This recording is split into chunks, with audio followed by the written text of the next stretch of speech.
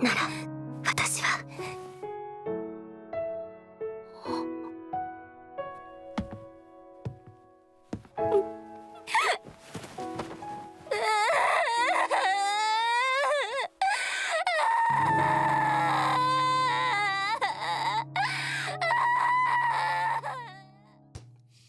Next week is called Turning Point 3, and I don't like that at all. And that is strictly because the last two turning points have been wild.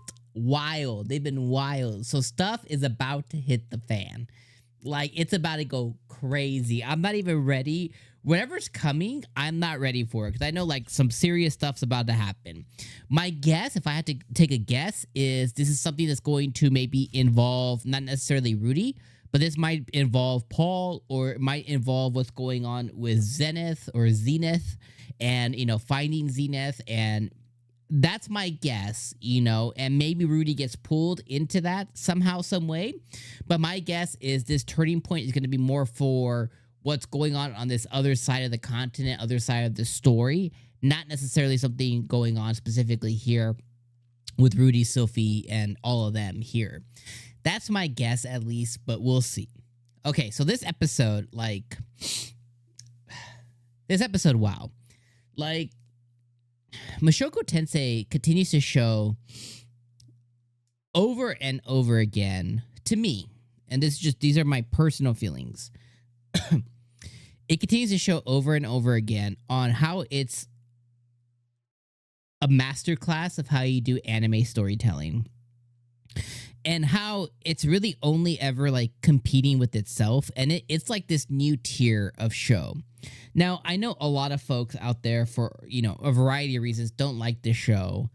And most of those reasons, like, hey, you know, anything you're feeling ever is super valid. As long as that feeling isn't being manipulated or being told that you need to feel this way, right? Like, anything that you feel because you, like, if I watch a piece of content and I feel grossed out by it, or I feel judgmental about it, and I just really dislike it for whatever my own personal reason is, I think that's totally valid and that's totally okay. As long as those reasons don't suddenly come from like Twitter or Reddit or YouTube or something, and suddenly it's like, oh, I feel this way now because this person said I should feel that way. Okay? So I know a lot of folks don't like this show, but for the folks that do, right, remove them from the bubble, and we're going to throw them in the trash. We're going to throw them away. For everyone else who's here, like, I just think that Mushoku Tensei has over and over again shown its chops to be able to tell a story and to be able to provide us with really enigmatic battle scenes and Sakuga that's next level. Then it was able to tell a really, really cool isekai reincarnation story. Probably like one of one, like top-notch, top-tier isekai story. Basically, it's setting the tone for anything that could come before and after it. Then it decided to, you know, take the adventure approach. So it's like, okay, we're going to do fantasy adventure. And it crushed that. It killed that. We're going to do a story about somebody being aged up 3 years. It did that. It nailed that. It's going to tell us a little bit about romance and how you, as you're younger, you clumsily go through romance. And then it's going to tell us once again, romance with the goal of marriage. And it's going to crush that. Then it's going to do slice of life, and it's going to crush that. Then it's going to do school anime, and it's going to crush that.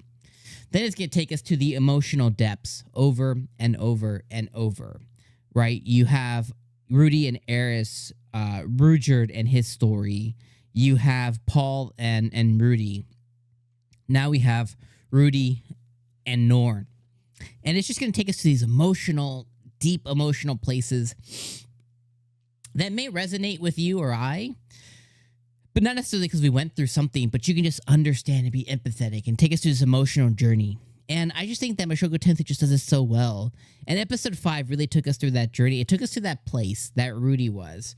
And it showed us on how much she's grown through conveyance of words, and obviously through the things that it was depicting on the screen of, you know, when he was his fat POS, he had his brother who genuinely loved him and tried to get through to him multiple different times in different ways, and try to get him out of the dumps of you have to think about your future. And, eventually he got to a point where he's like, let's just go eat something. Let's just, he was just trying to get this dude out of his room and trying to reach across to him. And eventually he talks about the day that his brother gave up. And he's like, what was he thinking?